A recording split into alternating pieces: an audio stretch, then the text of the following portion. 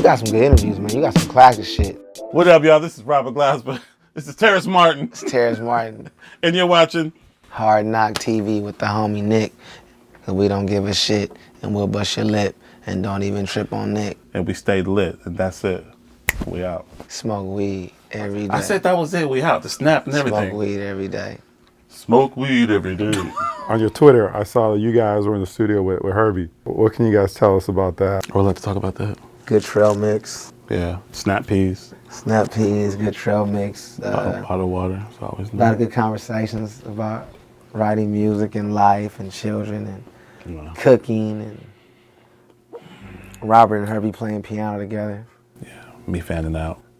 Freezing up and shit, playing all fast. Yeah, like a little bitch. Sorry, I'm a bitch for Herbie. Nah, Can't but help it. it's Herbie. Gotta be a bitch. Those are like interesting because those are like the most learning experiences, and then just he's such a great guy. So right now it's just vibing, man. You know, it was not too long ago. It was me, Robert and Pharrell and Herbie in the studio, and I just sat back and like just thought about like nothing are holding us apart from just working together.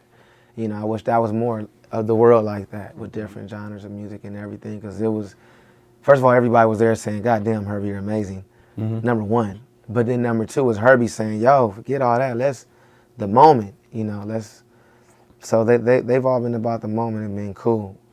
We won't talk too much about the music. Yeah. Talk a little bit interesting, about man. when you have so many dynamic people in a room, how do you put something together? Well, if you have a bunch of selfless people in the room, that's where the magic happens. What's that word again? Selfless. I like that, man.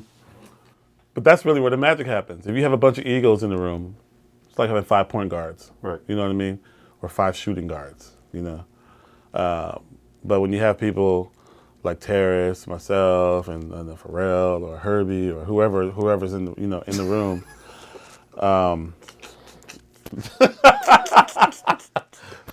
then great things can happen because everybody's open. You know what I mean? You're open to suggestions. You're open to this. You're open to that.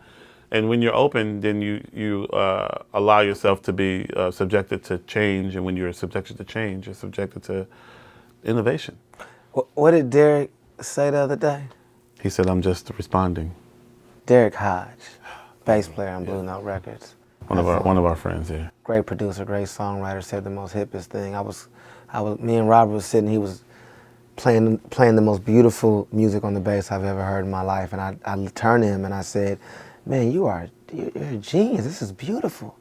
He turned back without a smile and said, man, I'm just responding. And was really serious. And me and him looked at each other and went, That's awesome. that is the most, that taught me so much, you know? Yeah. And he talked the rest of the session. And he played some of those beautiful music I've heard in the past 10 years on the bass, you know? Yep. Awesome. For sure. I'm curious, back to this dynamic room, how do you build the beat? What's that structure like? Is there any kind of structure? Is there? Probably different every time. Every time. Yeah. I mean, at least for me and him,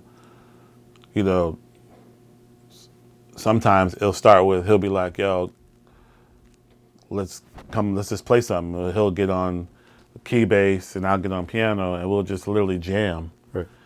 Maybe there's a drummer or bass player or something. We'll just jam until we come up with something. He'll be like, yo, loop that. I like that. What's that? Keep doing that, blah, blah, blah. Or we'll jam and go into this, back into the studio, listen to what we did and be like, that part, we like that. Let's perfect that. You know what I mean? Or sometimes he'll just come up with some drums and I'll sit down and lay some, figure out something to go over it or, anything.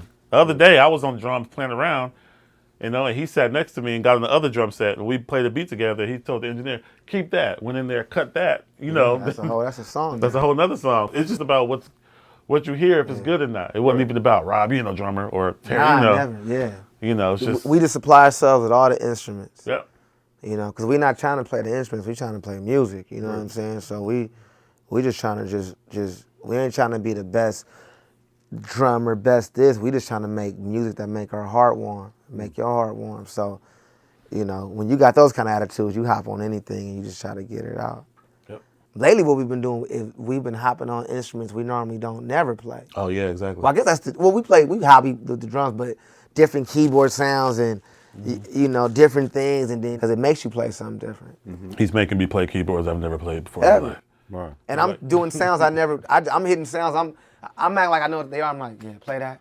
Yeah. But really, I'm going like this, like. And we just trying it, you know. Right. We ain't saving no sounds, so we don't know what they are. They probably stock sounds on these keyboards. I believe there's two words that are the reasons for the music evolving and things being innovative. And those two words are fuck it. That was deep. There's a lot of bars being dropped in this interview. Somebody had to say fuck it. There's Yeah, always the yeah. norm. Then somebody says fuck it. That's real. I'm going to do this. And everybody's like, you can't do that. And then that becomes the shit. And then that becomes the norm. But then somebody says fuck it. And then, you know, that's the shit. So those two words are really important. Period. Wow. Fuck it. That's funny. I just a famous jazz guy. What'd I Peer. say? He's a peer. Oh. And he told me, he said, man, you ain't playing no real jazz no more. I looked at him and said, fuck it. He's a good friend of mine. He's a cat that grew up with two loving, beautiful parents, had the best lessons in the city, went to New York, got the best lessons. Parents paid a lot of guys to play around him, had the best album because they paid everybody big money. But he ain't lived like no real cat, so that's why it don't really matter, those kind of opinions. But that's all in saying fuck it. Right. You know? Fuck it. It's like Miles Davis is the biggest fuck it. I always say he's a walking middle finger. You know, Miles Davis was the walking middle finger of jazz, you know. And I think that's what hip hop just did to music in general. totally. Yeah, exactly. Totally. You know, but that's the thing. It's like, especially when cats say that, oh, you got the tradition. What about the jazz tradition? It's like, if you really know jazz, then you know what the tradition is, that jazz always evolves. That's the tradition. It keeps moving. You know, it never was stagnant. Right. Nobody wearing no hot ass suit, no little ass club, sweating for 7 hours a night. Well, that's why a lot of jazz musicians don't have an identity. That sound like a Because waiter. it comes with a dress code. Yeah, jazz comes with a Sounds dress like code. a waiter, man. I'm talking about Yeah. let me see my tie. Well, the thing is, back then, I have ties though. but back then, black people had to wear stuff like that to be respected. You know what I mean? You What had about to the wear. spot now? What about when we go into the spot now? We go and we walk downstairs somewhere. It's 2017. You know what I'm saying? This is, and a lot of cats to me push the whole culture behind. They the reason why a lot of shit is buried. I go down to some spots. These cats playing what they play in 1930 something, looking like they looked in 1930 something, talking like they talked in 1930 something. You know what I'm saying? Like, to me, that's horrible. That's like the Twilight That's Zone. bad for the music. That's bad for life. Yeah. You go down there and see that shit, you be like, whoa, it's like a movie. Right. There's nothing wrong with paying homage, but when that's your life, when that's what you do, when it stops there for you, Right. there's nothing wrong. I can go down there and play Scrapper from the Apple with the rest of them. You know what I mean? I'll play these. See,